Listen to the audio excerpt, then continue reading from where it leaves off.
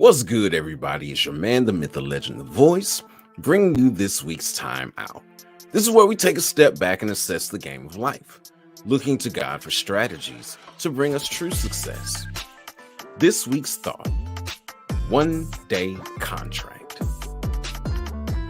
Throughout the course of an athletic career, it's common that players will change teams. Athletes like Magic and Bird, who are not only the face of the league, but were synonymous with their teams, they're a rarity. Greats like Frank Thomas and Emmitt Smith played their last game with Oakland and Arizona, respectively.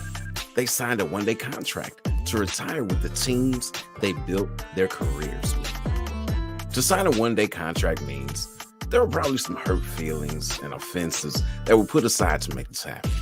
Being traded or cut, testing free agency, or rejecting a contract offer are all things that lead to players going elsewhere. Regardless of the circumstances, both player and team let bygones be bygones and reconcile to sign that one-day contract. Though not a one-day deal, Peter and Jesus had to reconcile. In Luke chapter 22, verses 31 to 34, Peter told Jesus that he would not deny him. And Jesus turned around and said, "Oh, yeah? Okay. Well, you're going to do it 3 times. And I believe that Peter believed what he was saying. This is proven by how he chopped off the ear of a servant in the garden. But around a charcoal fire in the chief priest's courtyard, Peter had a change of heart.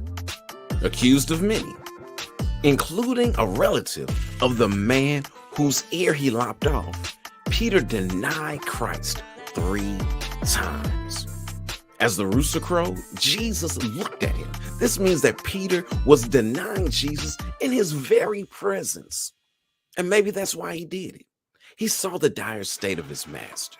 The pain and suffering Christ endured from the beating was palpable. Like when on the sea, Peter's faith failed once again, this time causing him to flee, crying in agony. The next time you see Peter, he's with the disciples. And he's the first one to run to the empty tomb. After making a couple appearances to the disciples, Jesus showed up on the shore as about half of them went fishing. Sitting around a charcoal fire where he made breakfast, he asked Peter if he loved him and affirmed Peter's position through the instructions he gave him on how to care for his people. Jesus caused Peter to confess his love as many times for Christ as he denied him. Peter entered into covenant with him once more and will go on to fulfill Jesus' prophecy by being the foundational leader of Christ's church. 1 John 1:9 says, "If we confess our sins, he is faithful and just to forgive us our sins and cleanse us from all unrighteousness." So here's the play. No matter how great the offense, if you have a mind to ask for forgiveness, Jesus wants to grant it. He died a horrendous death to free us from sin and wipe out all that we've done wrong. He's waiting with open arms to welcome us home.